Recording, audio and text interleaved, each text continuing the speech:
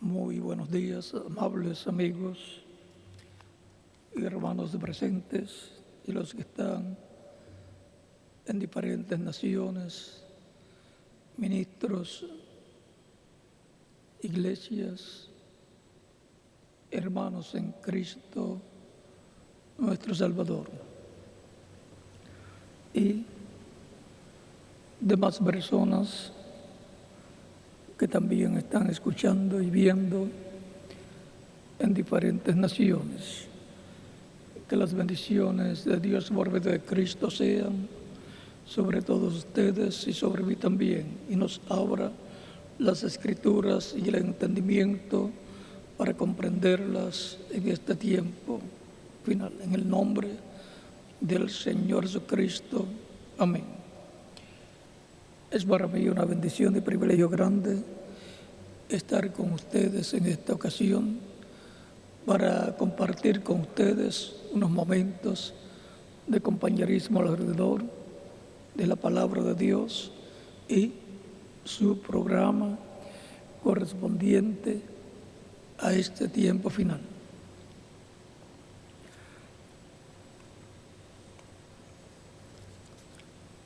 La Embajada Mundial de Activistas por la Paz estará desarrollando foros judiciales internacionales,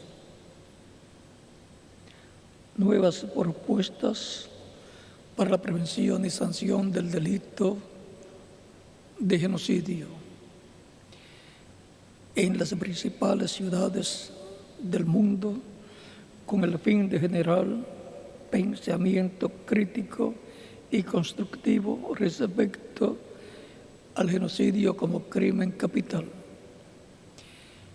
Esta iniciativa tiene un objetivo: promover la discusión en los ámbitos judicial, político, académico y social acerca de la conveniencia de actualizar la Convención para la Prevención y Sanción del Delito de Genocidio de 1948, así como el Estatuto de Roma de 1998. Según la propuesta, es necesario revisar, actualizar y modificar esos dos instrumentos normativos de derecho internacional. Estos foros judiciales están bajo la coordinación del doctor Camilo Montoya como director del Consejo de Proyectos de la Embajada. El primer foro será desarrollado del 22 al 23 de septiembre en Bogotá, Colombia.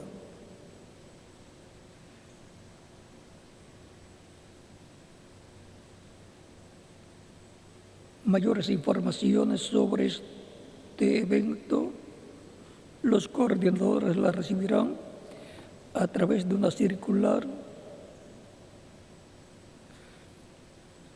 y los activistas podrán tener más detalles en la página de la Embajada Mundial de Activistas por la Paz. También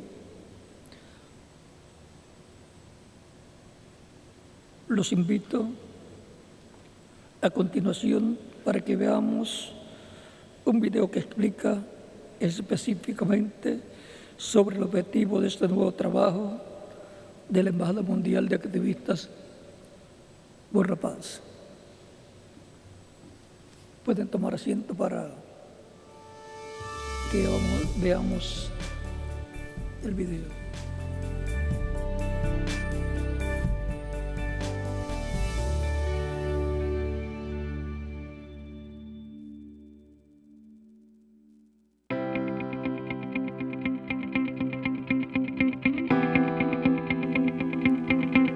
La Embajada Mundial de Activistas por la Paz promueve la realización de foros judiciales internacionales, nuevas propuestas para la prevención y sanción del delito de genocidio en las principales ciudades del mundo, con el fin de generar pensamiento crítico constructivo en torno a la política criminal nacional e internacional respecto del genocidio como crimen capital. La Convención para la Prevención y Sanción del Delito de Genocidio, aprobada en 1948, así como el Estatuto de Roma de 1998, no han evitado la conmoción de otros genocidios ocurridos con posteridad a la Segunda Guerra Mundial, lo que cuestiona la eficiencia y eficacia de estos instrumentos internacionales para lograr la paz y la seguridad de los estados. En efecto, la evidencia histórica registra desde 1945 hasta hoy cerca de 250 conflictos armados en el mundo, con aproximadamente 120 millones de muertos, la mayoría de ellos víctima de sus propios estados. Con posteridad a la Segunda Guerra Mundial, se siguen presentando de manera frecuente en el mundo actos de intolerancia, discriminación, odio étnico, absorción cultural y exclusión política contra los grupos minoritarios, todo lo cual constituye señales de alarma de la eventual ocurrencia de futuros genocidios, cuya prevención resulta de vital importancia para los estados. Los instrumentos de derecho penal internacional actualmente existentes carecen de claros mecanismos coercitivos y no contienen fórmulas eficaces para la prevención del delito de genocidio y el bienestar de la familia humana, tornando necesario generar espacios de reflexión que pongan en evidencia la indiferencia de las naciones frente a la barbarie genocida. Esta iniciativa del Dr. William Soto, embajador de la Embajada Mundial de Activistas por la Paz, tiene como objetivo promover la discusión en los ámbitos judicial, político, académico y social acerca de la conveniencia de actualizar la Convención para la Prevención y Sanción del Delito de Genocidio de 1948, así como el Estatuto de Roma de 1998 y demás normatividad correlativa. Según la propuesta, es necesario revisar, actualizar y modificar esos dos instrumentos normativos de derecho internacional para ampliar su espectro de protección e incluir entre los sujetos pasivos del delito de genocidio a los grupos políticos, politicidio y culturales, etnocidio, entre otras enmiendas. El delito de genocidio es reconocido en el derecho penal internacional como el crimen capital. El siglo XX ha sido calificado como el siglo de los genocidios. La Convención para la Prevención y Sanción del Delito de Genocidio data de 1948 y el Estatuto de Roma de 1998. El propósito del proyecto Justicia para la Paz es examinar la conveniencia de actualizar estos instrumentos internacionales en este mundo globalizado para ampliar su eficacia como mecanismos de protección de los derechos humanos. Por ello, invito a los honorables magistrados de los tribunales internacionales y de las altas cortes del mundo, así como los representantes de la Organización de las Naciones Unidas, miembros de la Judicatura, tratadistas de derecho penal y estudiantes a participar de los foros judiciales internacionales, nuevas propuestas para la prevención y sanción del delito de genocidio, pues es mejor educar para prevenir que juzgar para castigar. Los foros judiciales internacionales están abiertos al público en general, a los miembros de la Judicatura, organismos de control, profesionales de derecho y comunidad universitaria. En ellos participarán como ponentes los magistrados de los tribunales internacionales, de las Cortes Supremas de América Latina, de Alemania e Israel, representantes de la ONU, de los estudiantes universitarios, académicos y tratadistas de derecho penal internacional.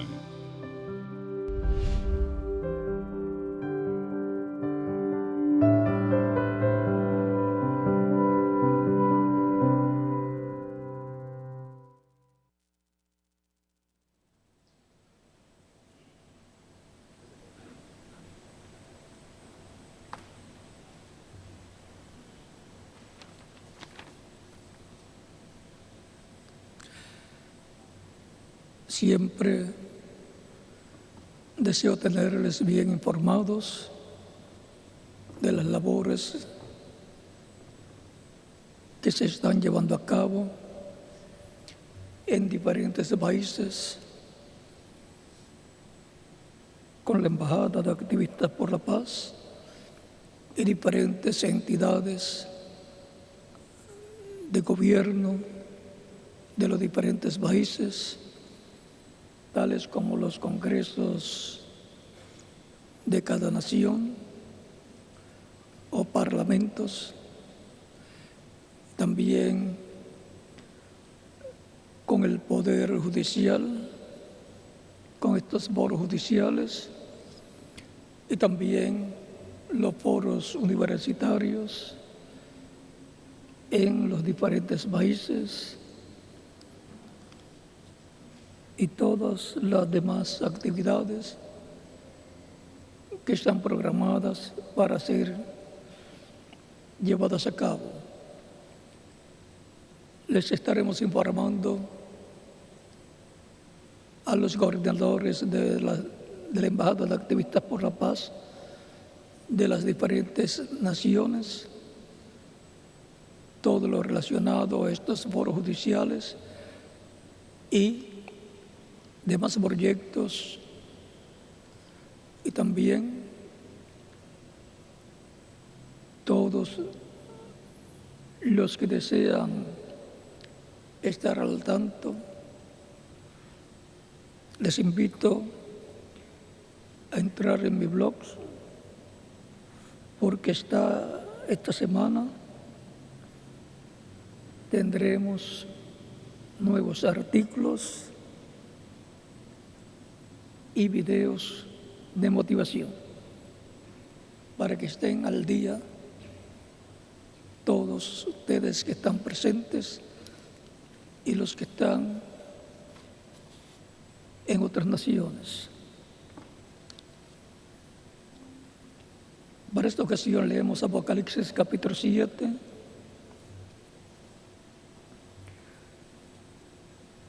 versos 1 al 8, donde nos dice: después de esto vi a 4 ángeles en pie sobre los 4 ángulos de la tierra, que detenían los 4 vientos de la tierra, para que no soplase viento alguno sobre la tierra, ni sobre el mar, ni sobre ningún árbol.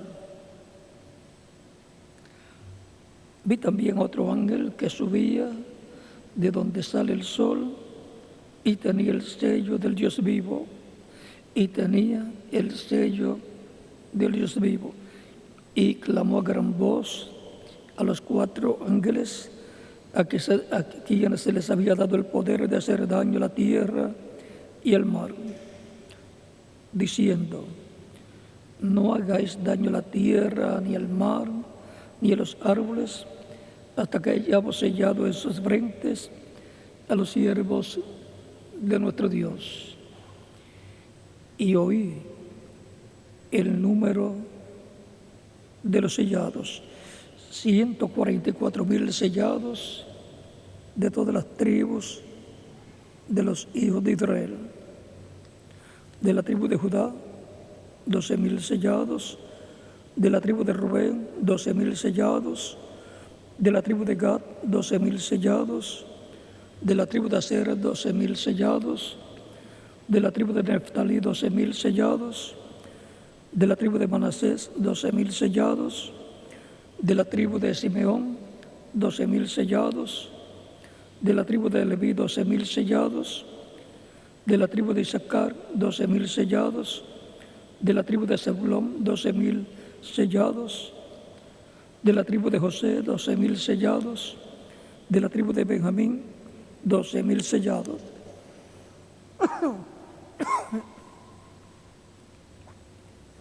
Que Dios bendiga nuestras almas con su palabra y nos abra entendimiento para comprender estas escrituras que estaremos mencionando en esta ocasión bajo el tema de nuestro estudio bíblico para hoy, domingo de escuela bíblica. Nuestro tema es las tribus de Israel. Puede tomar asiento si tienen la bondad.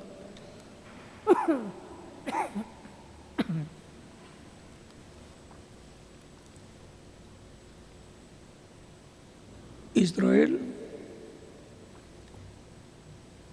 es el pueblo elegido como nación primogénita en este planeta Tierra, nación primogénita de Dios. Por eso lo encontramos con tantas bendiciones desde el Génesis hasta el Apocalipsis. Pero también lo encontramos a través de la historia bíblica con muchos problemas en cada ocasión en que se han desviado del camino de Dios y se han tornado a la idolatría. Reyes de Israel, reyes de Judá o reyes de los reinos del norte, llamado el reino de Israel o reino de Efraín. Encontramos que la bendición de Dios para Israel está condicionada a que el pueblo cumpla los mandamientos y estatutos que Dios le dio por medio del profeta Moisés. Bien claro está en las bendiciones y maldiciones que fueron habladas, las bendiciones sobre el monte Gerizim y las maldiciones sobre el monte Ebal. Algunas veces los judíos se preguntan por qué nos han venido tantos problemas. Es importante saber también por qué le han venido tantas bendiciones en diferentes etapas de la historia de Israel. Cuando se han apartado del camino de Dios y sus reyes, sus gobernantes, han guiado al pueblo hacia la idolatría, le ha seguido el juicio divino, las maldiciones habladas en el monte Ebal. Y cuando se han alineado a la palabra de Dios, al programa de Dios, y se han acercado a Dios, Dios ha tenido misericordia de ellos y ha derramado sus bendiciones sobre Israel, el pueblo primogénito de Dios. Es que está condicionada la bendición o la maldición al comportamiento del pueblo para con Dios. En palabras más claras, el pueblo con sus reyes, con sus gobernantes, escoge la bendición o la maldición. Por cuanto así como cada persona tiene libre albedrío para escoger entre el bien y el mal, entre lo bueno y lo malo, para creer en el bien, en lo bueno, creer en Dios y su palabra, sus leyes y estatutos y seguirlos, también tiene libre albedrío para no creer e irse a la idolatría, pero teniendo en cuenta las consecuencias dichas por Dios en el monte Ebal. Así es que Israel no puede decir por qué nos han venido estas maldiciones. Ahí está en la Biblia. ¿O por qué nos han venido estas bendiciones? Ahí está en la Biblia también. Dios dijo: pongo delante de vosotros la vida y la muerte, la bendición y la maldición. Escoge la vida para que vivas tú y tu descendencia, tus hijos. O sea que la bendición viene para el padre familia y para toda su familia. Así como viene para el rey y su pueblo, así también es la maldición. Por eso la bendición alcanza hasta la cuarta generación y la maldición alcanza hasta la cuarta generación. Y si la cuarta generación se comportan bien también, sigue la bendición con el pueblo, con el padre familia, que viene a ser el rey de ese tiempo en un reino, en una monarquía. Y si se comporta mal, entonces el rey y su pueblo pagarán las consecuencias. Encontramos que Israel, cuando estaba en el desierto y Moisés subió al monte Sinaí para Dios darle las tablas de la ley, estuvo allá 40 días y 40 noches sin comer y sin beber. Estaba dentro de la gloria de Dios y allá recibió las tablas de la ley. Pero mientras él estaba allá, el pueblo se desesperó y por cuanto allá en Egipto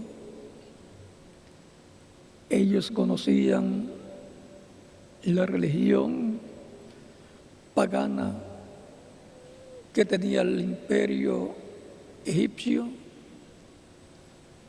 que era la del becerro de oro, por cuanto muchos de los que salieron de Egipto con Moisés, muchos de ellos eran esclavos, eran paganos, y también muchos hebreos creían en el paganismo y por el desierto le causaron muchos problemas a Moisés. Y mientras Moisés está en el monte Sinaí, le piden a Aarón, el hermano de Moisés y sumo sacerdote, que le construyera un becerro de oro. Eso era como los que ellos tenían en Egipto, los paganos, porque de Moisés no sabían qué le había pasado. Ya llevaba mucho tiempo desaparecido allá en el monte Sinaí. Y le piden a Aarón que le construya un becerro de oro, le haga dioses. Y Aarón ahí cambió del Dios de Israel al Dios pagano de Egipto, que era el mismo Dios pagano de Babilonia. Pidió de todas las ofrendas que habían obtenido allá en Egipto y de oro, de plata, de todo, prendas de oro, las colocó en un envase,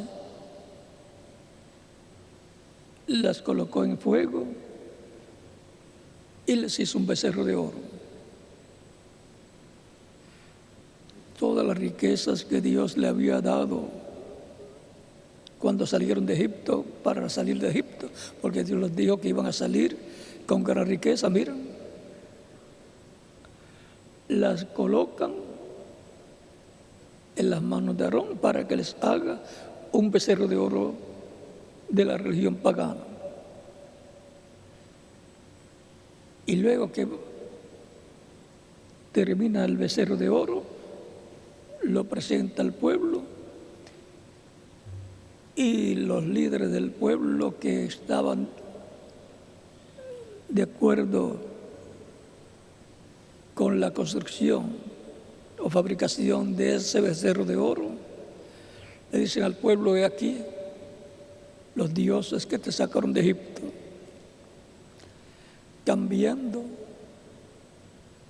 al Dios de Abraham, de Isaac y de Jacob por el Dios pagano babilónico, que luego pasó la religión a Egipto y luego ha seguido pasando a otras naciones como Grecia, Roma y otras naciones en donde se encuentran los mismos dioses con nombres diferentes adaptados al país donde se encuentran.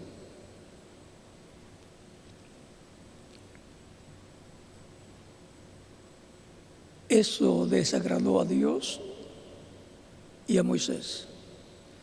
Cambiar al Dios de Abraham, de Isaac y de Jacob por un Dios pagano representado en un becerro de oro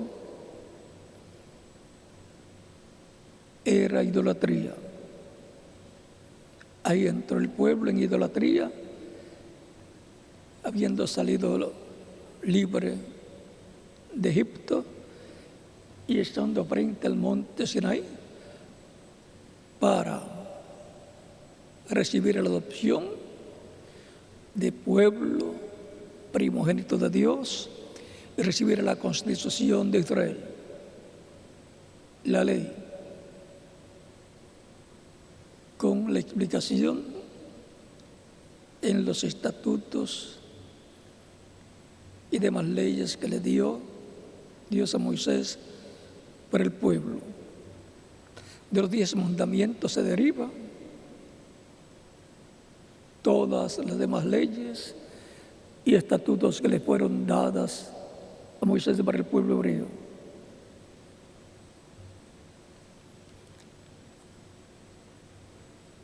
Y la idolatría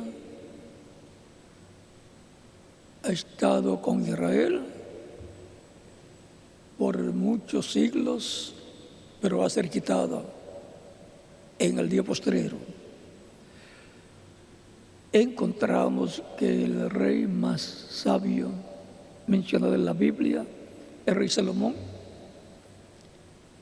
servía a Dios.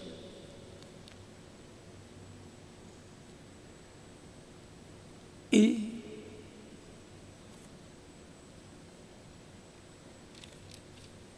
Dios le dijo, y también el rey David le dijo a Salomón,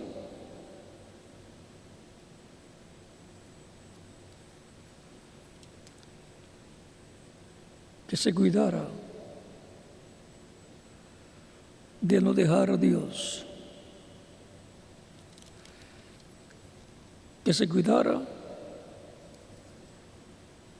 porque si lo dejaba iba a tener graves consecuencias.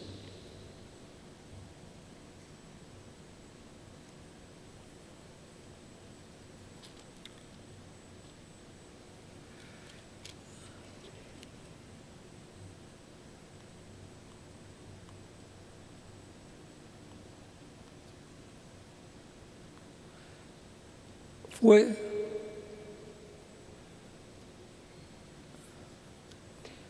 aquí en el capítulo 14, capítulo 12 de Primera de Reyes, nos dice: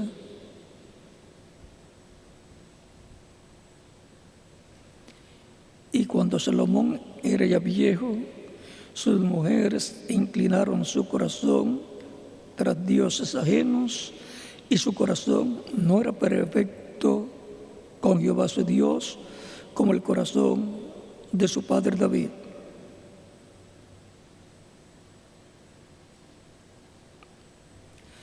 Porque Salomón siguió a Astoret, diosa de los sidonios, y a Milcom, ídolo abominable de los amonitas. Hizo Salomón lo malo ante los ojos de Jehová, y no siguió cumplidamente a Jehová como David su padre. Entonces edificó Salomón un lugar alto a Quemos, ídolo abominable de Moab, en el monte que está enfrente de Jerusalén, y a Molot, ídolo abominable de los de Amón. Así hizo para todas las mujeres extranjeras, las cuales quemaban incienso y ofrecían sacrificios a sus dioses. Y se enojó Jehová contra Salomón, por cuanto su corazón se había apartado de Jehová, Dios de Israel, que se le había aparecido 2 veces. Y le había mandado acerca de esto, que no siguiese a dioses ajenos, mas él no guardó lo que le mandó Jehová.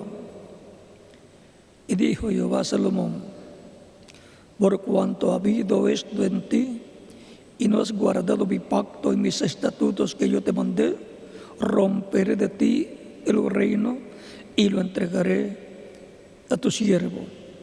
Sin embargo, no lo haré en tus días. Por amor a David tu padre, lo romperé de la mano de tu hijo. Pero no romperé todo el reino, sino que daré una tribu a tu hijo, por amor a David mi siervo, y por amor a Jerusalén, la cual yo elegí. Ahora vean ustedes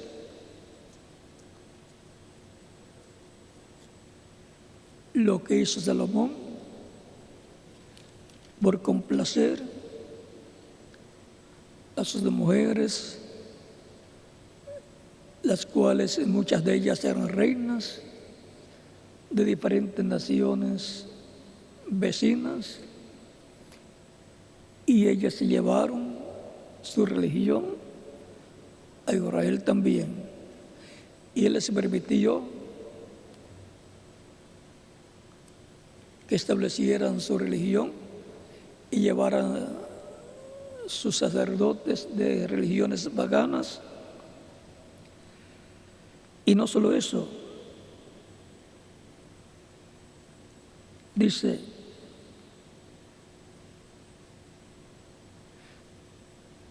gente de las cuales Jehová había dicho a los hijos de Israel: no os llegaréis a ellas, ni ellas a vosotros.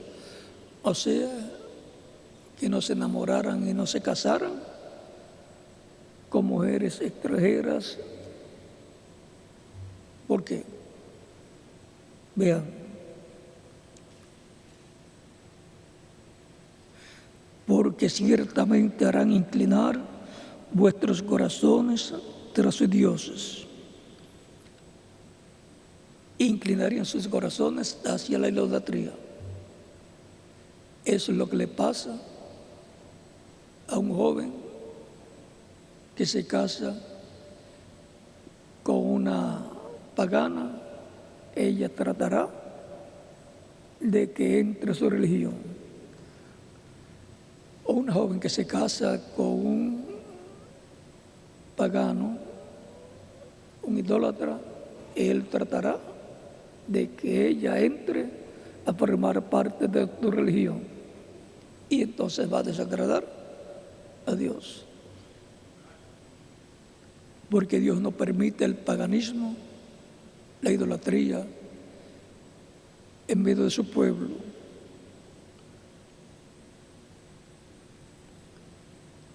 Y cuando Salomón era ya viejo,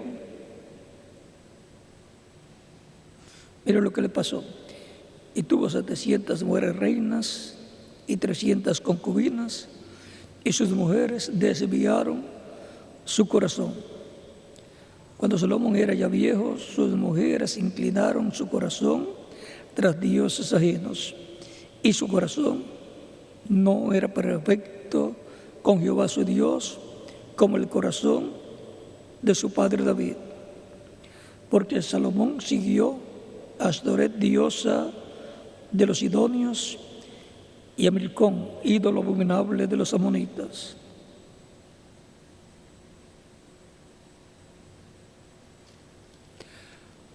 Ahora vean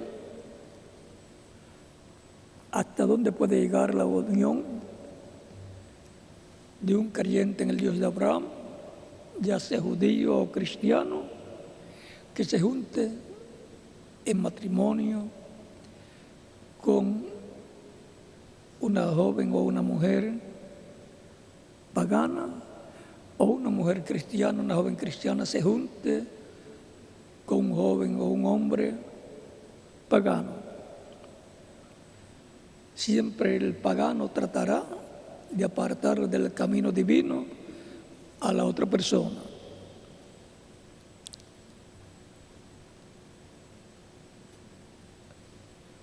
Pero David ya le había advertido a Salomón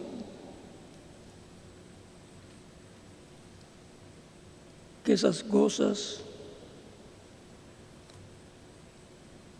le iban a pasar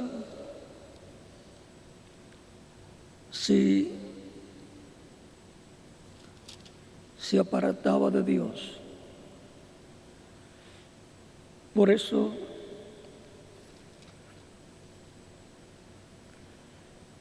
David siempre dijo: si buscares a Dios de todo corazón, lo hallarás. Pero si te apartares de Él, si lo dejares, Él te desechará. Miren el problema tan grave que trajo al pueblo hebreo Salomón por inclinar su corazón o dejar que inclinaran su corazón hacia el paganismo, hacia la idolatría.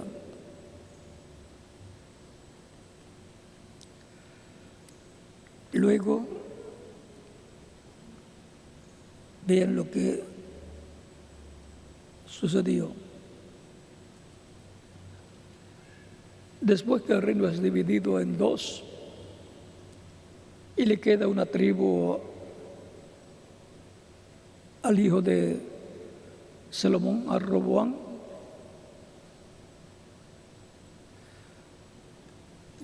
10 tribus le fueron dadas a Jeroboam. Jeroboam, un descendiente de la tribu de Efraín y por consiguiente descendiente de José. Y Roboam, hijo de Salomón. Solamente al descendiente de José o Efraín se le añade la J y la E y dice Jeroboam. Parecido, Roboam, se le añade la J y la E y dice Jeroboam.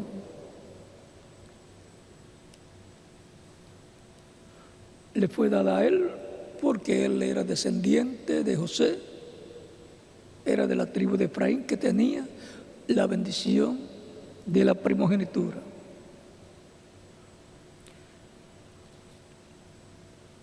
Pero vean lo que le sucedió.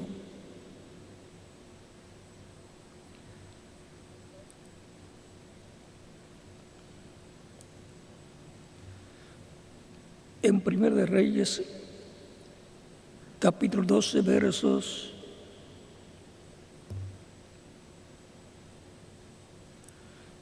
25 en adelante, capítulo 12, verso 25 de 1 de Reyes, dice, hablando de Jeroboam, el rey de las 10 tribus del norte, que le llaman también las 10 tribus perdidas de Israel.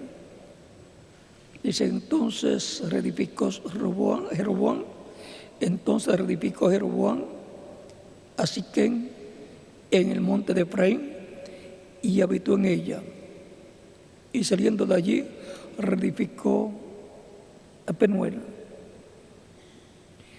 Y dijo Jeroboam en su corazón, ahora se volverá el reino a la casa de David.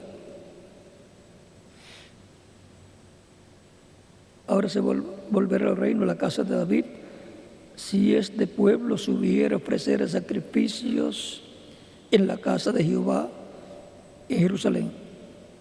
Porque el corazón de este pueblo se volverá a su señor Roboam, rey de Judá, y me matarán a mí, y se volverán a Roboam, rey de Judá. O sea, dijo, si yo dejo que vayan a sacrificar allá en Jerusalén al templo, se van a unir al rey del reino del sur, descendiente del rey Salomón, y pensó que le iban a matar a él. Y se inventó, juntamente con sus consejeros, una estrategia.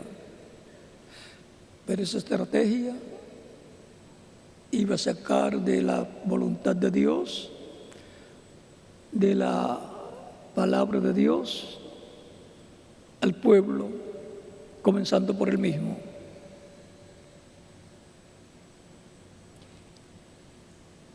Y habiendo tenido consejo, hizo el rey 2 becerros de oro. Vuelven al becerro de oro. Ahora hacen 2. Si por uno la ira de Dios se encendió, ¿cuánto más por 2? Y si Salomón, por tornarse a los ídolos, servir a los dioses ajenos, la ira de Dios se encendió sobre él y sobre el pueblo. Ahora, ¿cuánto más? Por 2 becerros de oro. Y dijo el pueblo, bastante habéis subido a Jerusalén. He aquí tus dioses, oh Israel, los cuales te hicieron subir de la tierra de Egipto. Ahora vean, le quita el Dios verdadero, le dice, estos fueron los dioses que te sacaron de Egipto y te han traído hasta acá,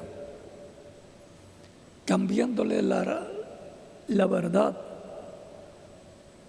del Dios verdadero y su palabra por dioses paganos, diciendo que esos fueron los que le trajeron de Egipto. Lo mismo que hicieron los líderes del tiempo de Aarón y Moisés, que dijeron, estos son los dioses que te sacaron de Egipto.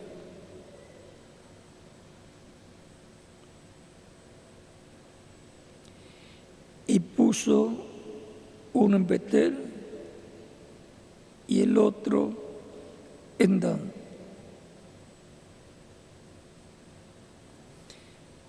Y esto fue causa de pecado, porque el pueblo iba a adorar delante de uno hasta Dan. Y por consiguiente, delante del otro hasta Betel. ¿Y cómo el pueblo se deja engañar así?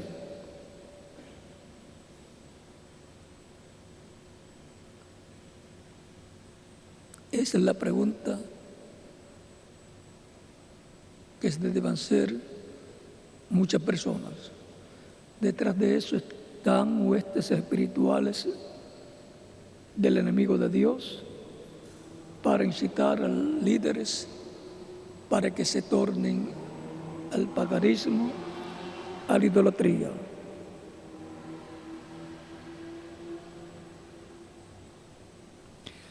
Hizo también casas sobre los lugares altos e hizo sacerdotes entre el pueblo que no eran de los hijos de Leví.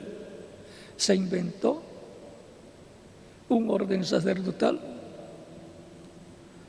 y colocó sacerdotes para que administraran la idolatría, el paganismo, el pueblo.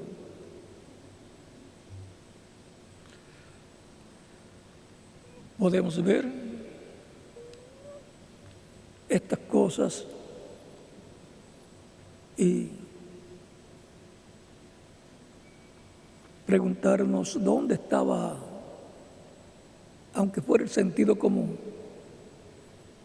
de la gente del pueblo, de los reyes. Mire lo que dice Nehemías.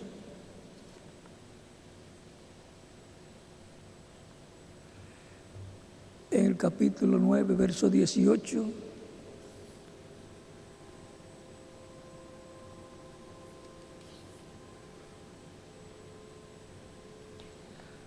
Además, cuando hicieron para sí becerro de fundición y dijeron, este es tu Dios que te hizo subir de Egipto, y cometieron grandes abominaciones.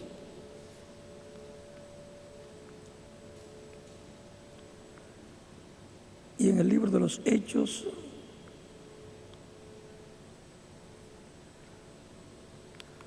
en el capítulo 7 nos dice,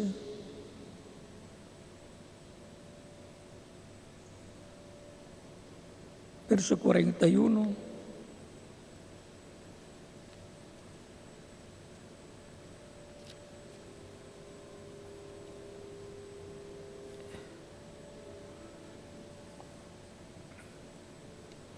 esto es Esteban predicándole a los líderes religiosos de aquel tiempo cuando lo iban a lapidar, a apedrear.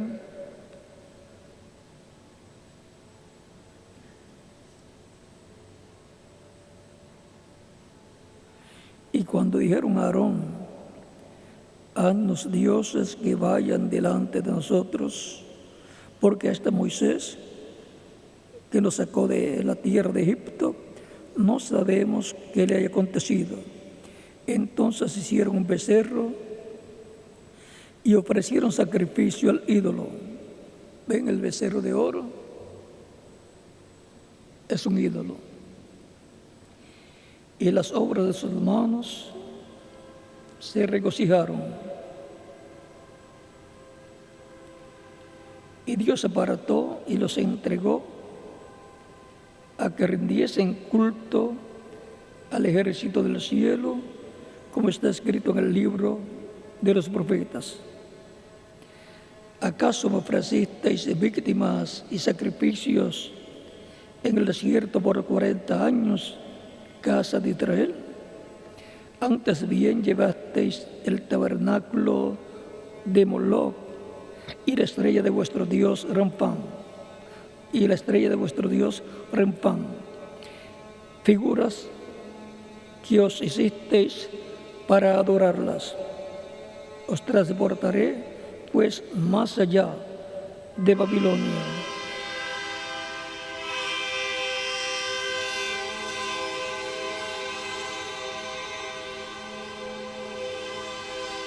Hemos visto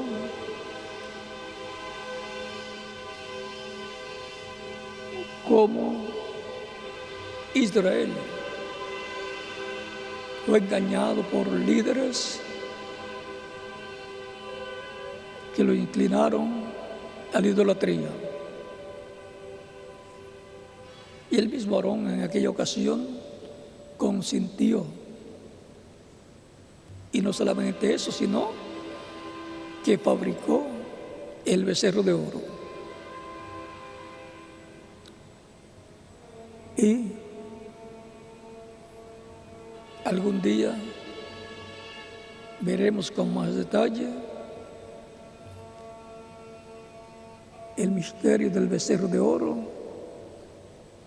desde los tiempos de Nimrod hasta nuestro tiempo. Pero lo vamos a dejar ahí. Aún con todos los problemas que Israel ha tenido, por lo cual muchas maldiciones de las que están mencionadas en el libro del Éxodo y también en el libro de Deuteronomio capítulo 29, han venido sobre Israel por causa de apartarse de Dios e inclinar su corazón a la idolatría.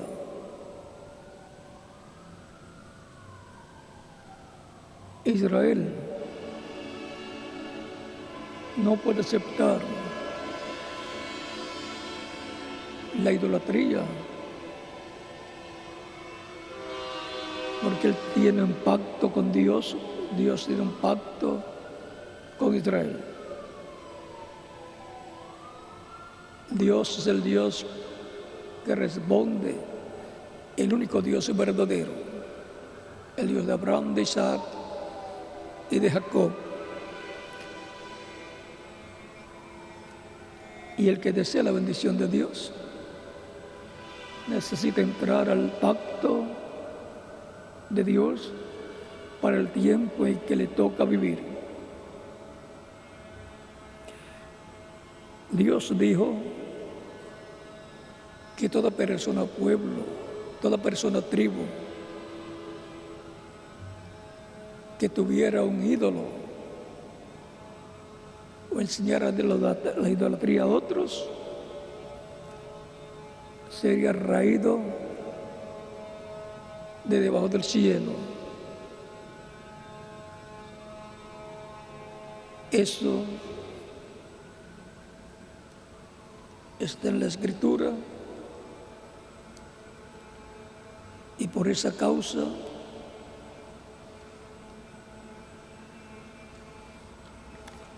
muchos nombres de los hijos de Israel han sido borrados del libro de la vida y aún las tribus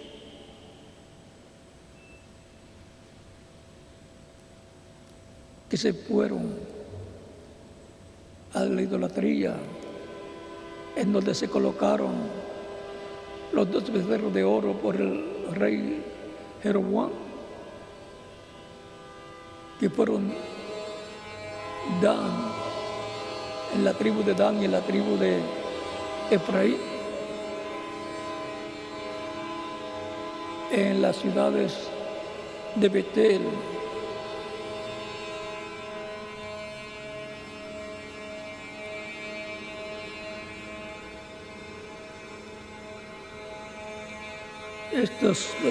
estas ciudades, estas tribus, ahora en este capítulo 7 de Apocalipsis, no aparece Dan y no aparece Efraín. En lugar de Dan, aparece Leví como una tribu. Y en lugar de Efraín, aparece José. Ahí se quedó en la familia la bendición, porque José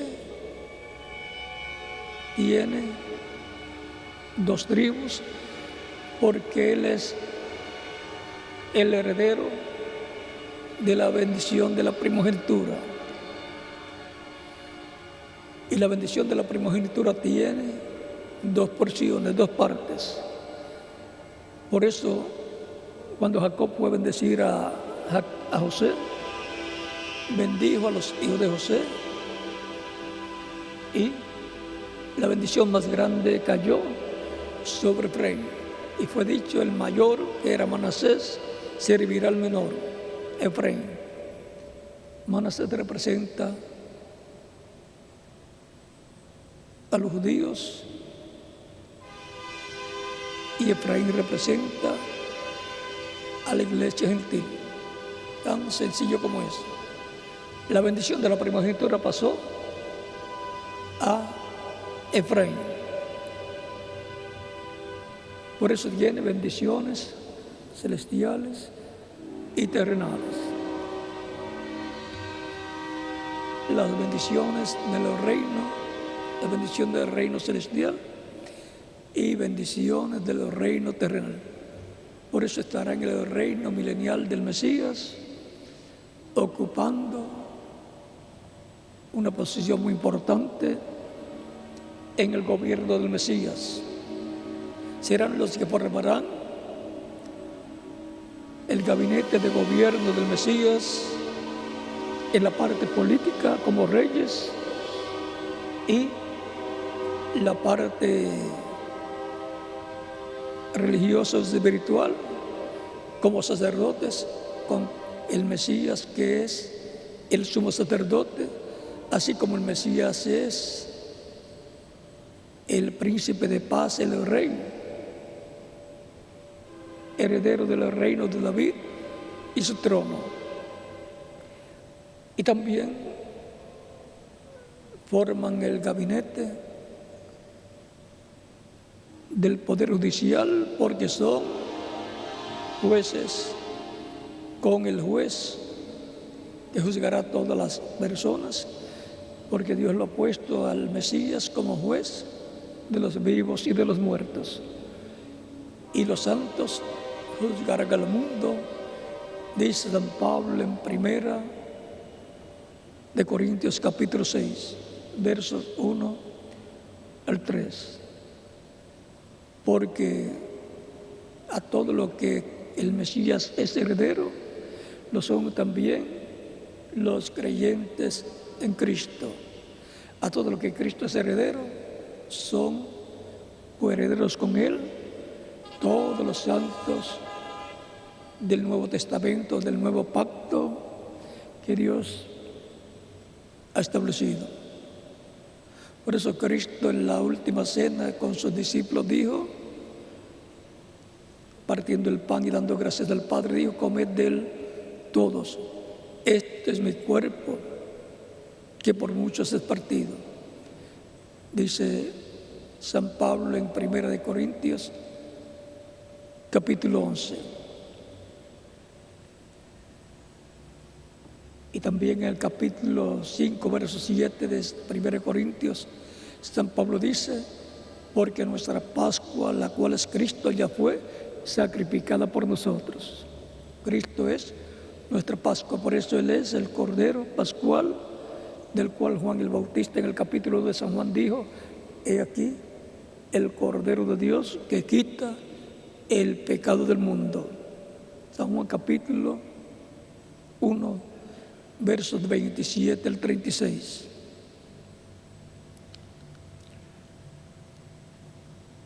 La bendición más grande la tiene la iglesia del Señor Jesucristo, y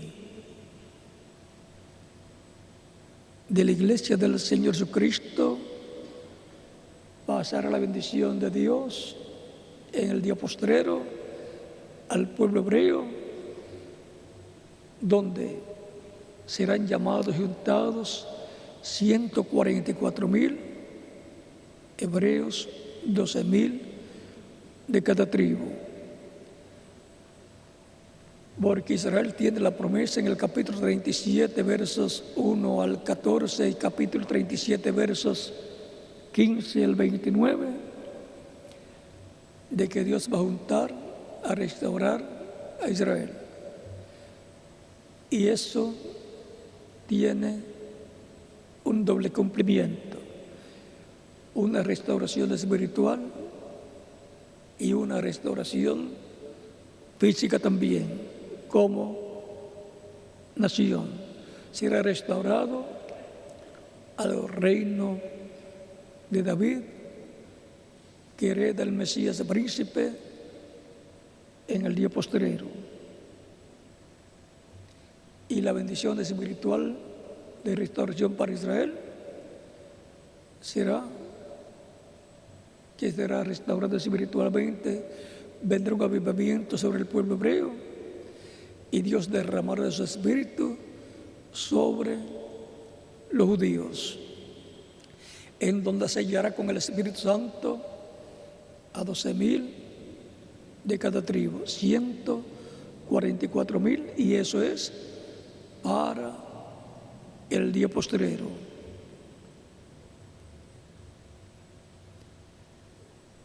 Por lo cual, el mismo Espíritu Santo que estaba con los judíos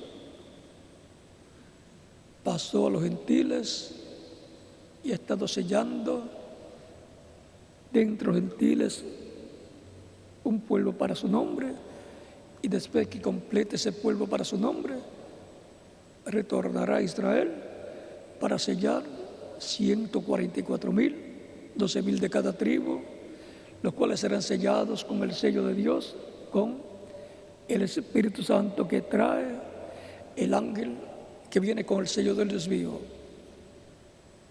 Ese ángel es el Espíritu Santo, que en el día postrero llamará y juntará y sellará 144,000 hebreos, luego que ya ha completado la iglesia del Señor Jesucristo. Tan sencillo como eso. Por eso, así como los judíos trajeron el evangelio de los gentiles allá a través de San Pedro, yendo a la casa de Cornelio, un centurión romano, y luego San Pablo yendo a los gentiles, a Asia Menor, predicando el evangelio y comenzando entre los gentiles la iglesia del Señor Jesucristo. Así, los ministerios de Moisés y Elías regresarán el evangelio a los judíos, la palabra del Señor, así como la trajeron Pedro y San Pablo a los gentiles. Moisés y Elías llevarán el evangelio a los judíos. Es un evento que ocurrirá en este tiempo final, y serán restaurados al Dios de Abraham, de Isaac y de Jacob, y reconocerán en el día postrero la venida del Mesías, que vendrá al cristianismo, a su iglesia, para transformarlos, como nos dice la Escritura en Filipenses capítulo 3, versos 20 al 21.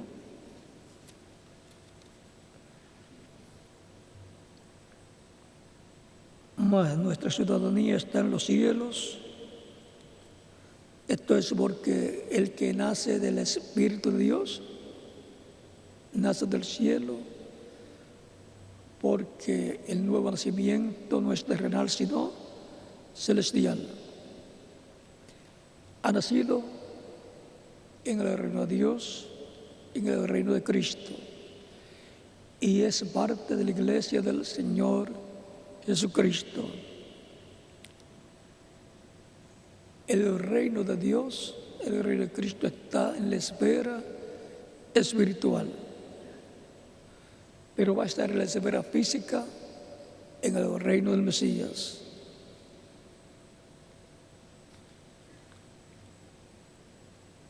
Mas nuestra ciudadanía está en los cielos, de donde también esperamos al Salvador, al Señor Jesucristo, el cual transformará el cuerpo de la humillación nuestra, para que sea semejante al cuerpo de la gloria suya, por el poder con el cual puede también sujetar a sí mismo todas las cosas.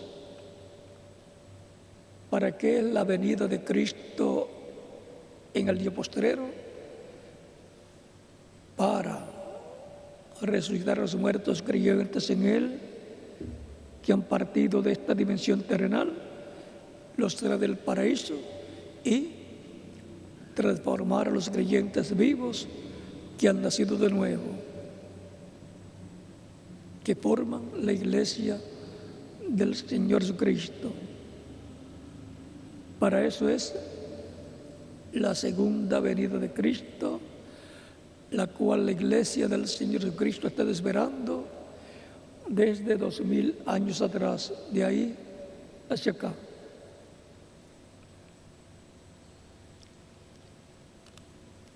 El pueblo hebreo va a ver la venida del Señor a su iglesia y va a decir: este es el que nosotros estamos esperando. Pero Él viene por su iglesia para transformarlos y llevarlos a la cena de las bodas del Cordero.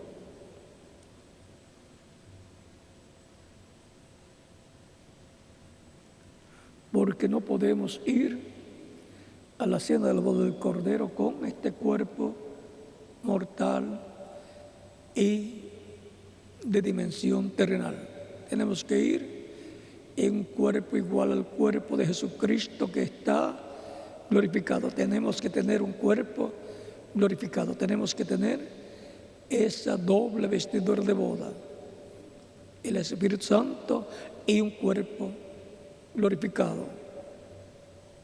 Por eso es que Él viene para transformar a los creyentes en Él, que estarán vivos en el día postrero, y los que murieron, resucitarlos, como Él dijo en San Juan, capítulo 6, versos 39 al 40. Yo les resucitaré en el día postrero.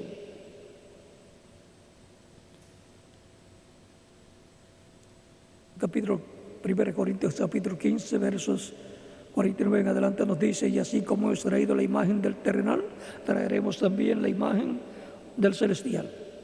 O sea que seremos iguales al celestial, al segundo Adán, que es Jesucristo. Seremos personas con cuerpos eternos, cuerpos inmortales, cuerpos jóvenes y glorificados para toda la eternidad. Por lo cual el terrenal, tales también los terrenales, y cual el celestial, tales también los celestiales. Recuerden que el segundo Adán es Cristo, y la segunda Eva es la iglesia del Señor Jesucristo. Y los hijos del segundo Adán y la segunda Eva son ¿quiénes? Todos los creyentes en Cristo, nacidos de nuevo.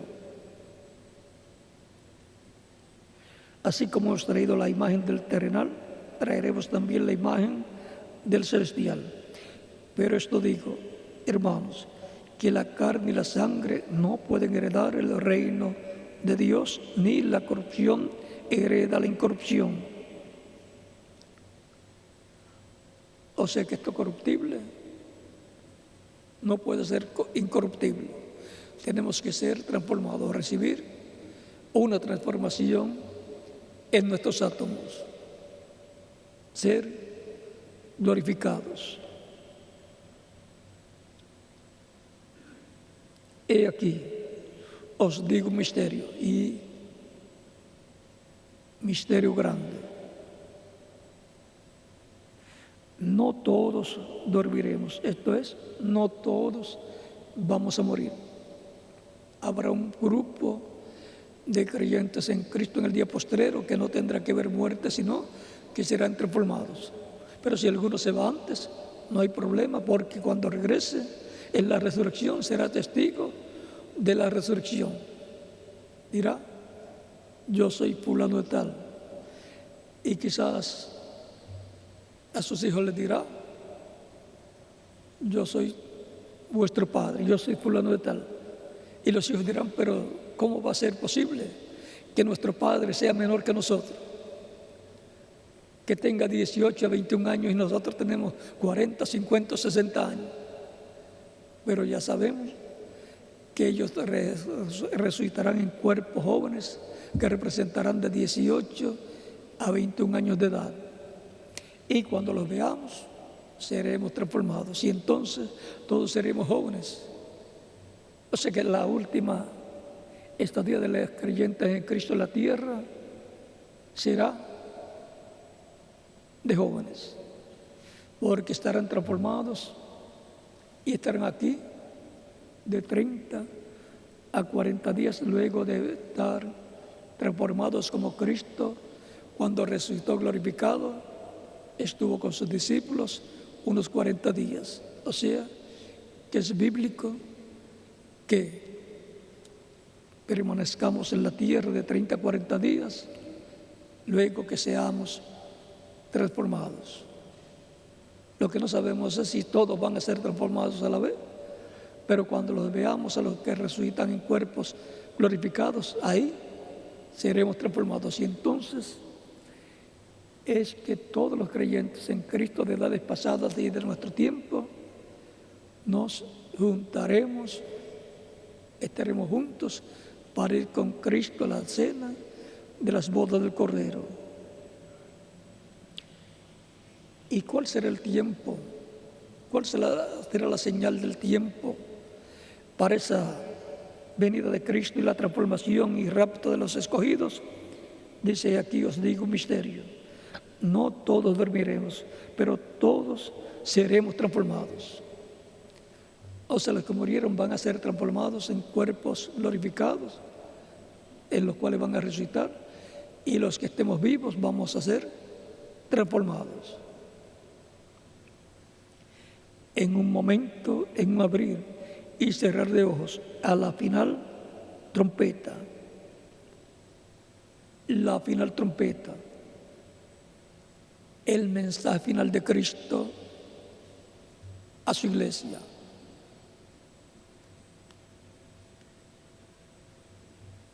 Recuerden que cuando nos habla de una trompeta nos está hablando aquí de la voz de Cristo hablándole a los creyentes en Él. Ven, Apocalipsis capítulo 1, versos 10 al 11 dice: yo estaba en el Espíritu en el día del Señor. O sea que Juan fue transportado en espíritu al día postrero, que es el día del Señor, porque un día delante del Señor es como 1000 años y 1000 años como un día. El día postrero delante del Señor es el 7º milenio de Adán hacia acá.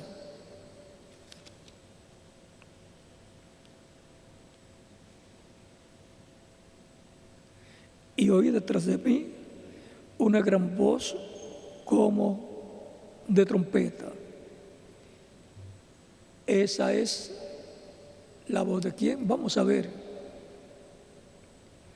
qué decía: yo soy el alfa y el omega, el primero y el último. ¿Quién es el alfa y omega? ¿Quién es el primero y el último? Nuestro amado Señor Jesucristo, el cual es Emmanuel, de lo cual dice Isaías capítulo 7, verso 14, y se llamará su nombre, porque la Virgen concebirá y dará a luz un hijo, un niño, y se llamará su nombre Emmanuel, que traducido es Dios con nosotros. En San Mateo nos habla también de esto en el capítulo 1,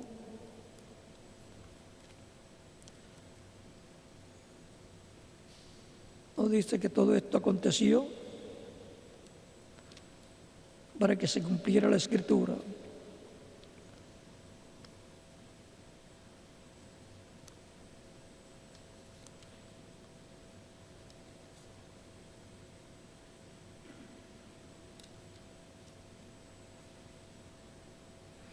capítulo 1, verso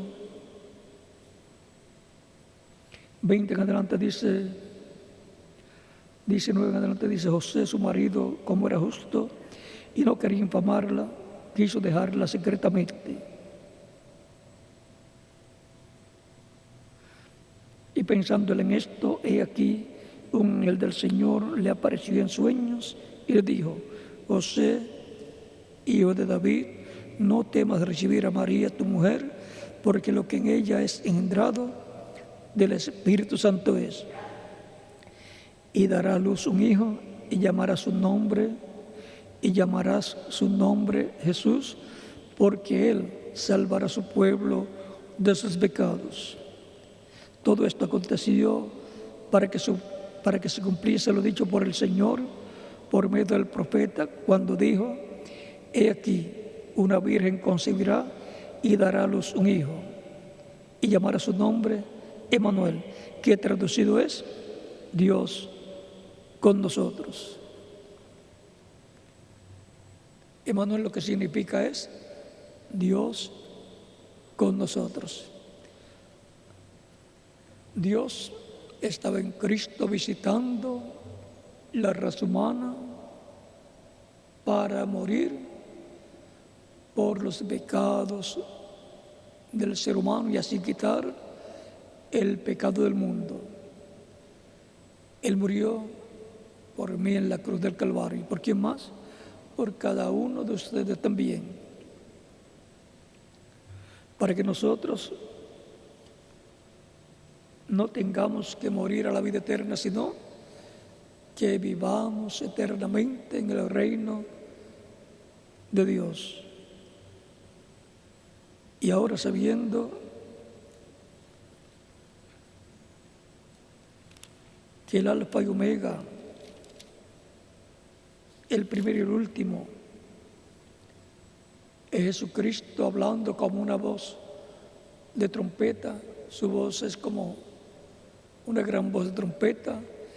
Esta es la trompeta final, o gran voz de trompeta, así como le habló a través de los profetas a Israel, y también le habló por medio de Jesucristo a Israel, y también le habló por medio de los apóstoles, y también le habló por San Pablo a los gentiles, y por cada uno de los que él envió de edad en edad, y le habló a Norteamérica por medio del reverendo William Branham. Para el día postrero estar hablando nuevamente a su iglesia con esa gran voz de trompeta que corresponde al día del Señor, al día postrero, al séptimo milenio de Adán hacia acá, y que conforme al calendario gregoriano ya hemos entrado al séptimo milenio de Adán hacia acá.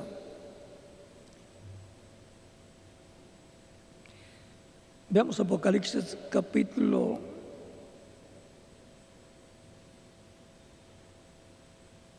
21, verso 5 en adelante dice, 4 en adelante dice: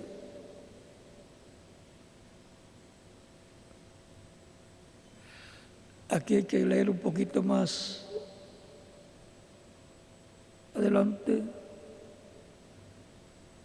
y esto es un panorama que corresponde a la Nueva Jerusalén.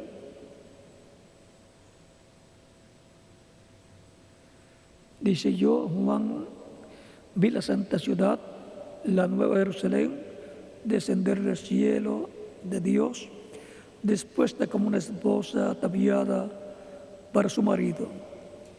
Y oí una gran voz del cielo que decía: he aquí el tabernáculo de Dios con los hombres, y Él morará con ellos, y ellos serán su pueblo, y Dios mismo estará con ellos como su Dios.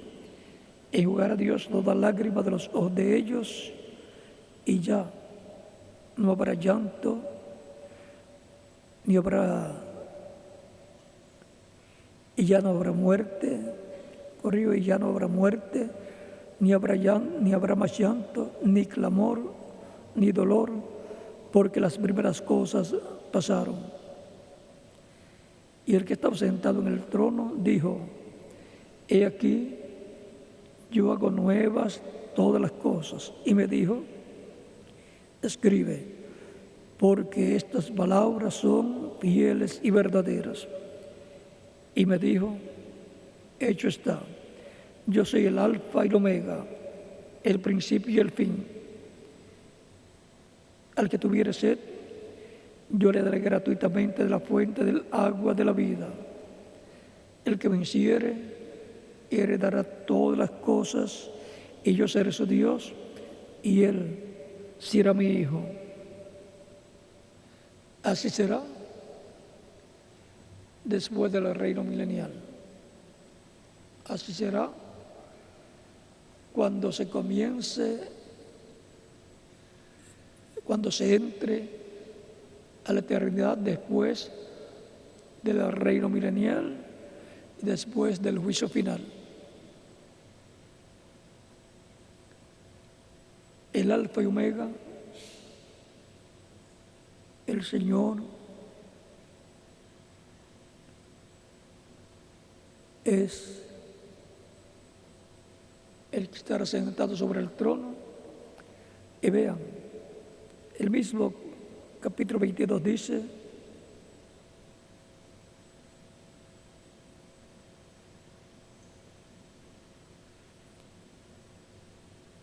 las puertas de la ciudad, capítulo 21, verso 21, y adelante las puertas de la ciudad eran 12 perlas, cada una de las puertas era una perla. Y la calle de la ciudad era de oro puro, transparente como vidrio. Y no vi en ella templo. Y ahora, en la eternidad no va a haber un templo como el templo que construyó el rey Salomón, ni el tabernáculo que construyó Moisés.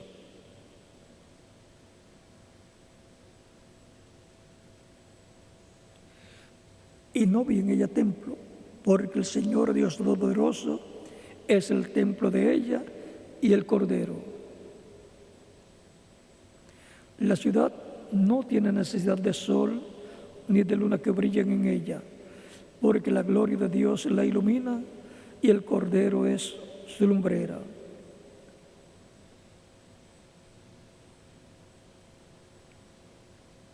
Y las naciones que hubieran sido salvas andarán a la luz de ella, y los reyes de la tierra traerán su gloria y honor a ella.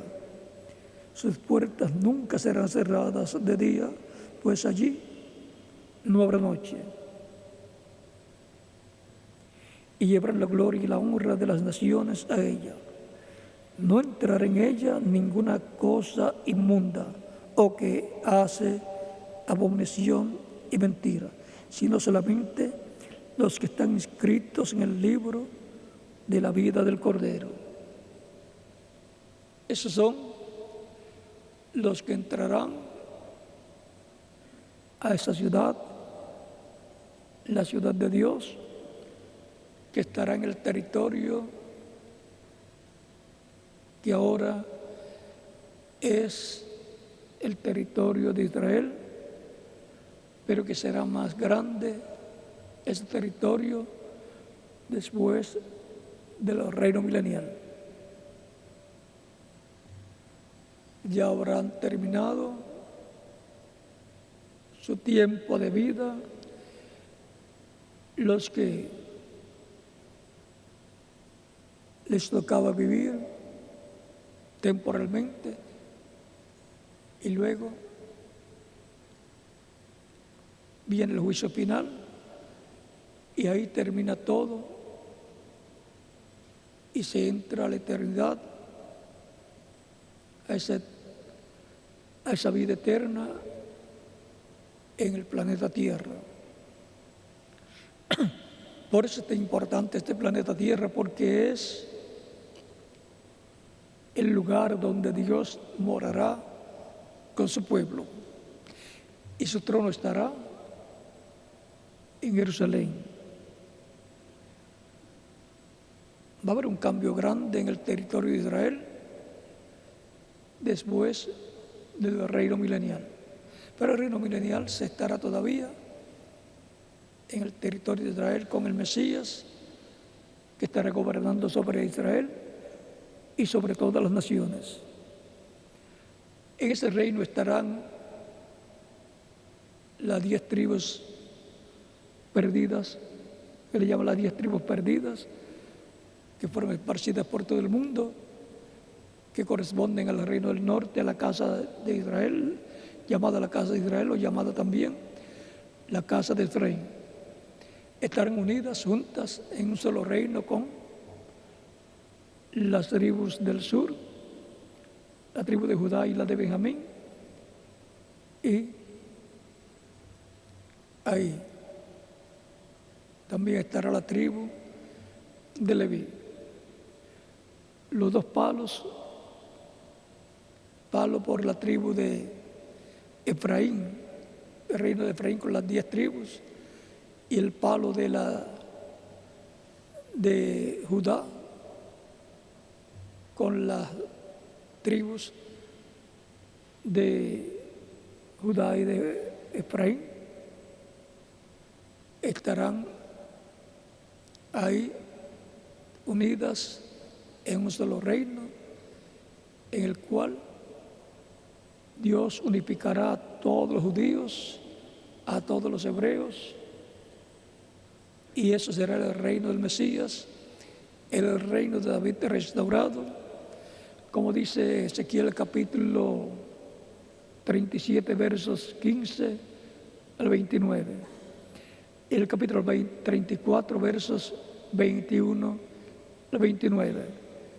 Ahí será donde Israel recibirá la paz permanente que le dará el príncipe de paz, el Mesías, que por tantos milenios ha estado esperando Israel,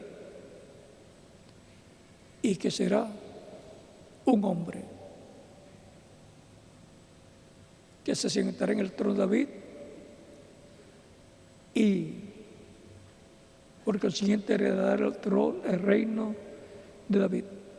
Ese será el David del reino milenial, el hijo de David. Por lo tanto, las 10 tribus de Israel, de los reinos del norte, juntamente con las tribus del sur, la tribu de Judá y la tribu de Benjamín, estarán unidas. Dios las restaurará, así como Elías restauró las tribus del norte y las sacó de la idolatría. Hará Dios en este tiempo final y las juntará con las tribus del sur para establecer o restaurar el reino de David, que fue roto en el tiempo del hijo de Salomón por causa de la idolatría. Y en el día posterior, por causa de tornarse a Dios, Israel, las tribus del norte y luego también las tribus del sur, será restaurado el reino de David, y el Mesías el príncipe se sentará sobre el trono de David y reinará sobre Israel y sobre todas las naciones. Así que hay un futuro glorioso para Israel. La paz permanente solamente la podrá obtener y la obtendrá Israel en el reino del Mesías. Pero la paz temporal la puede obtener por medio de tratados con otras naciones y podrá obtener esa paz temporal que es buena en lo que llega la paz permanente. En lo que llega la paz permanente en el reino del Mesías, en la venida del Mesías, por lo cual será enviado el profeta Elías, antes que venga el día del Señor grande y terrible. Él convertirá el corazón de los padres a los hijos y el corazón de los hijos a los padres antes que venga el día de Jehová grande y terrible. Malaquías capítulo 4, versos 1 al 6. Y para ese tiempo es que viene el día ardiente como un horno, y todos los soberbios y todos los que hacen maldad serán estopa, y aquel día que vendrá los abrazará, o sea, los quemará, ha dicho Jehová de los ejércitos, y no les dejará ni raíz ni rama. Ese es el juicio que vendrá sobre el imperio o reino de los gentiles, que está en la etapa de los pies de hierro y de barro cocido, de la profecía de Daniel, capítulo 12, versos 30 al 45. Y la piedra no cortada de manos, que es la venida del Señor, con el resplandor de su venida, dice que matará al anticristo, al impío, y herirá a la estatua que vio Nabucodonosor, que los pies de hierro y de barro cocido, y los desmenuzará.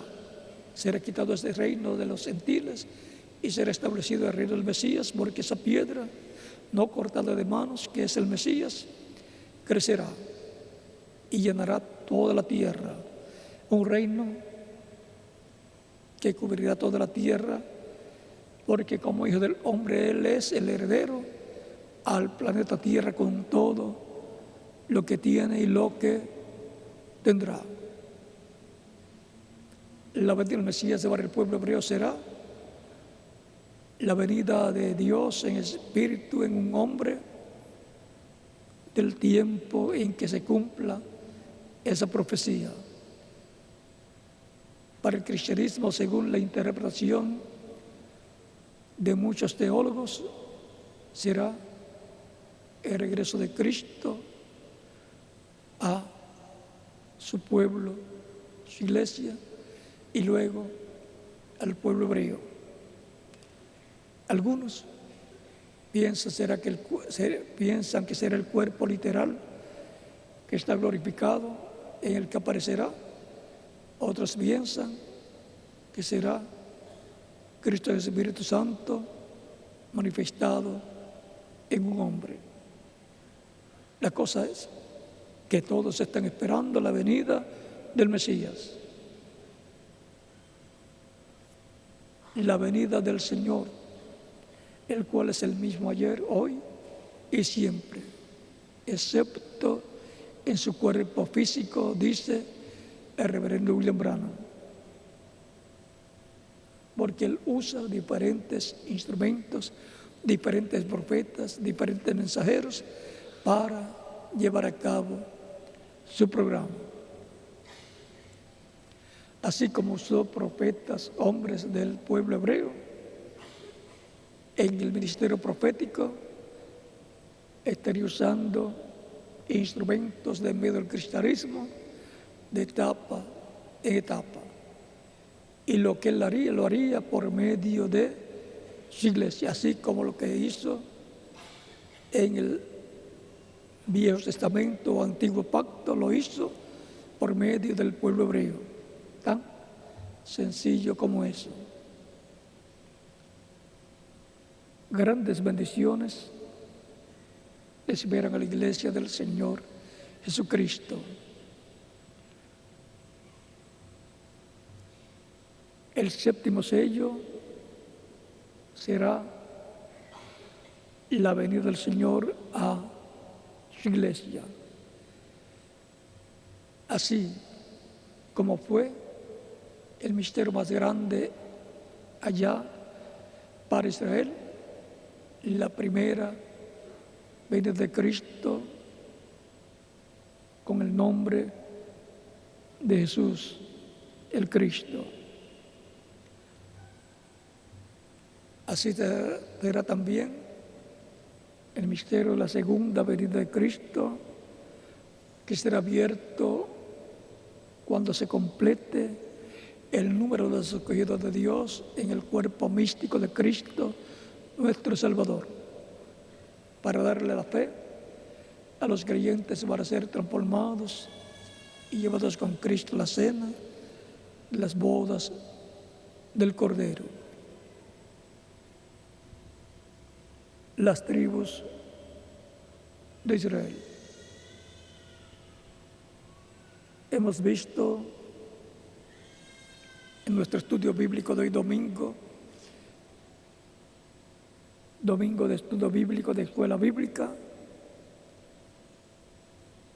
las tribus de Israel, cómo fueron esparcidas luego que fue roto el reino en los días de los reyes Roboam, hijo de Salomón,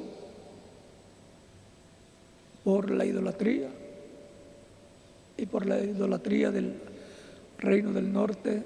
Jeroboam metió al pueblo en un problema grande por pensar que iba a escapar de la muerte que Roboam podía ocasionarle.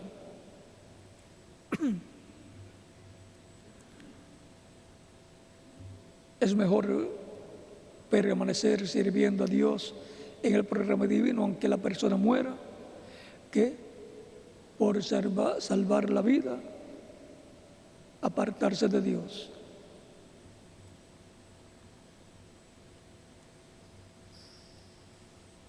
Las tribus de Israel. En otra ocasión continuaremos hablando de este misterio que dice San Pablo en Romanos, capítulo 11, versos 21 al 27. Y ahí se lo leemos, ya que lo mencioné.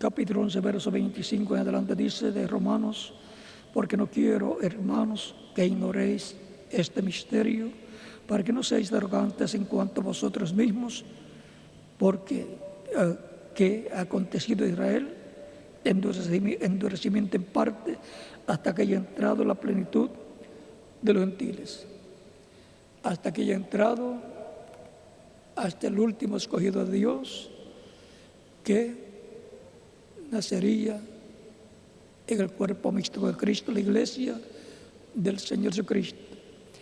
Hasta que se complete la iglesia, Israel permanecerá así. Pero dice, hasta que haya entrado la plenitud de los gentiles.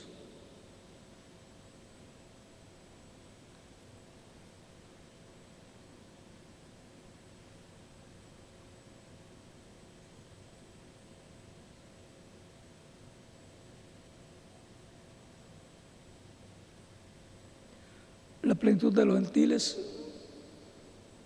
el cual está siendo formado por todos los que son llamados de entre los gentiles para su nombre, para formar la iglesia del Señor Jesucristo de tiempo en tiempo, de edad en edad, de etapa en etapa, desde el tiempo de los apóstoles hacia acá. Y sobre todo, del tiempo de San Pablo hacia acá.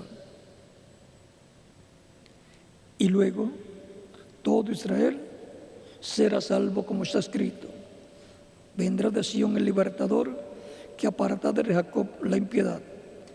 Y este será mi pacto con ellos, cuando yo quite sus pecados.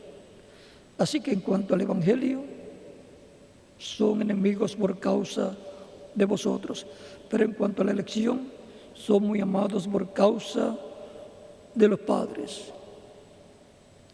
porque irrevocables son los dones y el llamamiento de Dios.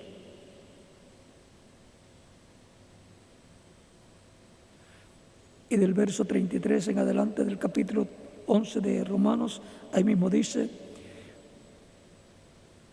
oh profundidad de las riquezas, de la sabiduría y de la ciencia de Dios, cuán insondables son sus juicios e inescrutables sus caminos. Porque ¿quién entendió la mente del Señor? ¿O quién fue su consejero? ¿O quién le dio el primero para que le fuese recompensado? Porque de Él y por Él y para Él son todas las cosas. A Él sea la gloria por los siglos de los siglos.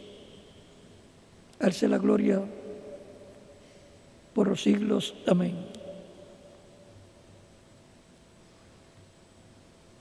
No podemos comprender plenamente todos los caminos de Dios, pero sí podemos creerlo y esperar el cumplimiento de lo que Él ha prometido.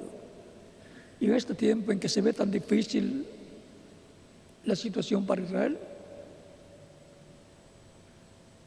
es el tiempo en este nuevo milenio para el llamado de las tribus perdidas y para el llamado a la restauración del reino de David, unificando el reino del norte con el reino del sur. Por lo tanto, oremos por Israel y por la iglesia del Señor Jesucristo, para que pronto Dios complete su iglesia y luego se torne a los judíos para bendecirlos y traerles al Mesías y traer la paz imperecedera. Para los judíos, la señal grande para la venida del Mesías será que aparecerá Elías, del cual ellos dan testimonio que será un hombre del tiempo final, proclamando la paz imperecedera, proclamando la paz imperecedera de acuerdo al programa divino, no proclamando algo imaginativo, sino algo que está prometido para Israel. Y cuando ellos lo vean, lo escuchen, lo van a reconocer y van a decir: este es el Elías que nosotros estamos esperando. Será la quinta ocasión en que el ministerio de Elías se manifestará. Y así como Elías restauró las 10 tribus del reino del norte, las restauró a Dios, Elías vendrá para la restauración de las tribus perdidas, las tribus del norte con las tribus del reino de Judá. Y con él vendrá Moisés, esto es, el ministerio de Moisés por segunda vez. Y si lo contamos que fue por segunda vez en el tiempo de Jesús, en Jesús, pues es por tercera ocasión. Por lo tanto, estemos preparados, porque lo que es el séptimo sello, la venida del Señor para la iglesia, para los gentiles, lo es el séptimo sello para los judíos, Moisés y Elías. Lo es la séptima trompeta para los judíos, Moisés y Elías son los que suenan, los que tocan esta trompeta para los judíos. Bueno, hasta aquí nuestro estudio bíblico, las tribus de Israel, y que Dios nos ayude a digerir toda esa palabra profética para continuar comiendo espiritualmente la palabra profética del día postrero, para el cual nos ha tocado a nosotros vivir en este planeta Tierra. Y cuando seamos transformados, podremos leer nuestra historia y cómo nos comportamos en esta etapa en donde la etapa que vivimos vendrá a ser historia nuestra en el reino milenial. Queremos tener una buena posición en la historia, que aparezcamos todos trabajando en el programa de Dios y que en la tercera etapa que llama el reverendo William Branham, digamos, yo estuve ahí viviendo esta tercera etapa y viéndola surgir en una gran carpa catedral. Que Dios nos ayude a orar por el cumplimiento de la gran carpa catedral, y no solamente orar, sino a estar respaldando ese proyecto que le fue mostrado al reverendo William Branham, en donde la gloria del Señor Jesucristo, la gloria de Dios, va a ser manifestada. Por lo tanto, para ese tiempo que todavía está en el futuro, pero que todo se prepara para el cumplimiento de esa promesa,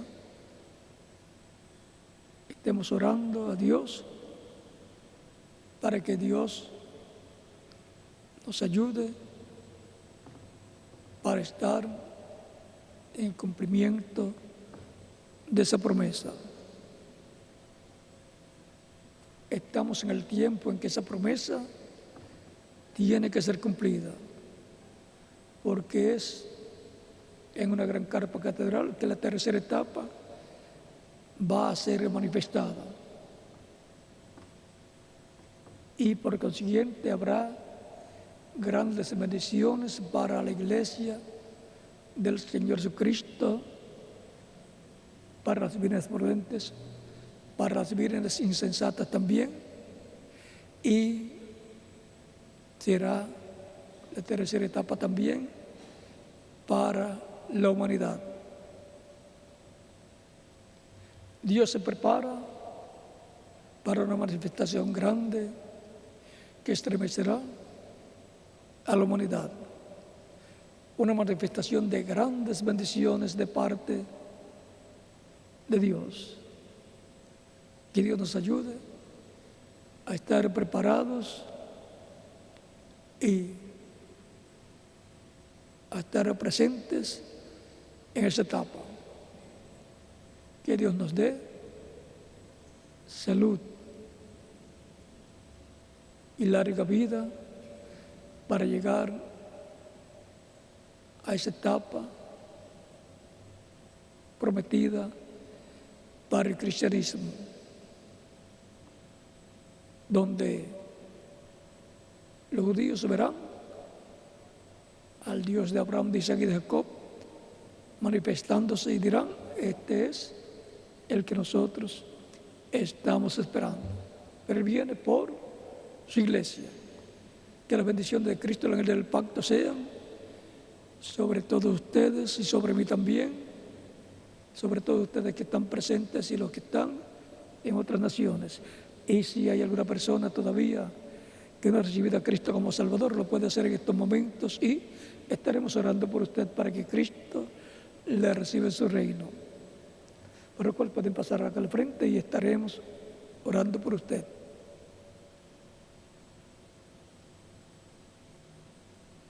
Los que están en otros países también pueden venir a los pies de Cristo, y los niños también, de 10 años en adelante, pueden venir a los pies de Cristo en esta ocasión. Vamos a estar puestos en pie para orar por las personas que han venido a los pies de Cristo en diferentes países. Padre nuestro que estás en los cielos, santificado sea tu nombre, venga tu reino y hágase tu voluntad, como en el cielo también en la tierra. El pan nuestro de cada día, dánoslo hoy, y perdona nuestras deudas, así como nosotros perdonamos a nuestros deudores.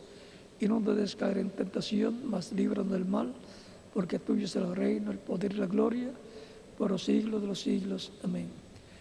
Padre, vengo a ti con todas estas personas que están recibiendo a Cristo como Salvador. Recíbelos en tu reino. Te lo ruego en el nombre del Señor Jesucristo. Amén.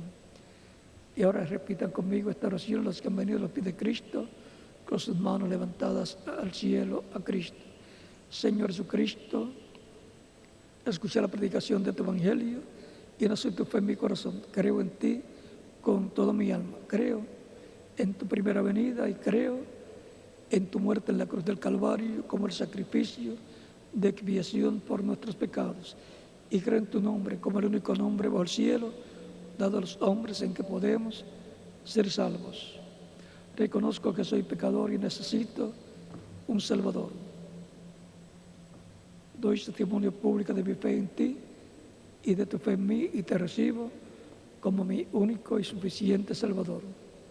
Te ruego perdones mis pecados y con tu sangre me limpias de todo pecado y me bautizas con Espíritu Santo y fuego, luego que yo sea bautizado en agua en tu nombre, y produzcas en mí el nuevo nacimiento. Quiero nacer en tu reino, quiero vivir eternamente contigo en tu reino. Sálvame, Señor.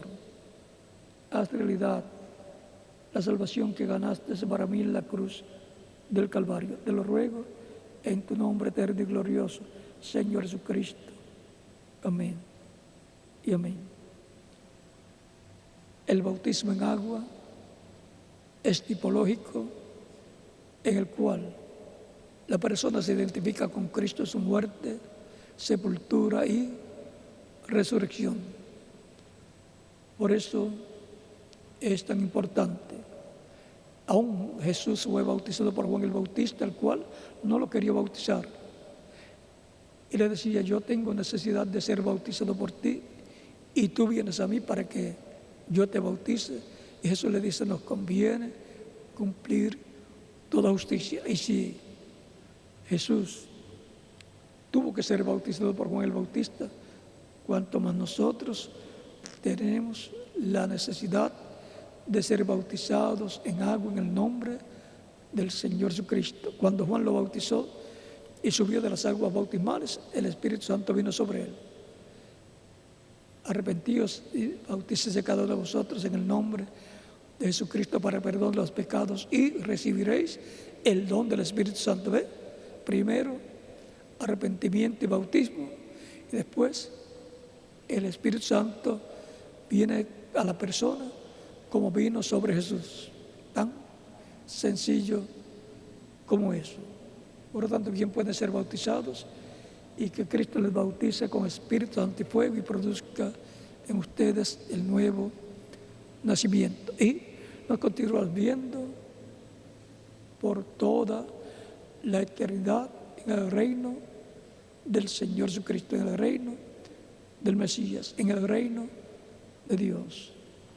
Continúen pasando una tarde feliz, llena de las bendiciones de Cristo. Dejo con ustedes al reverendo José Benjamín Pérez, y en cada país, en cada nación dejo al ministro correspondiente para que les indique cómo hacer para ser bautizados en agua en el nombre del Señor Jesucristo.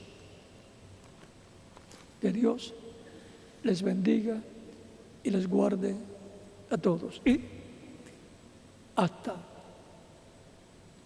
el próximo domingo.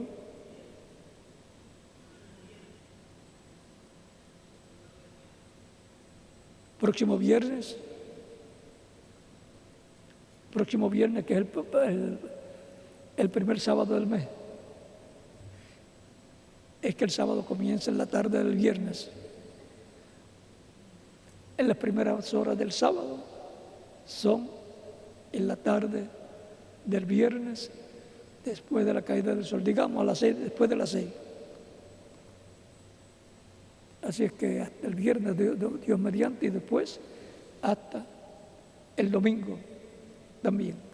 Así es que estaré viernes y domingo con ustedes para continuar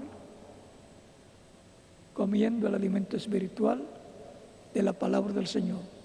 Porque no solamente de pan vivirá el hombre, sino de toda palabra que sale de la boca de Dios. Así como comemos alimento físico para alimentar el cuerpo, para alimentar nuestra alma, comemos el alimento espiritual de la palabra de Dios, la palabra del Señor. Bueno, ya ese es un tema para otra ocasión. Que Dios me los bendiga y les guarde, y hasta el próximo viernes en la tarde o en la noche después de las 6. Lo más temprano aquí, y luego el domingo, Dios mediante. Que Dios les bendiga y les guarde a todos.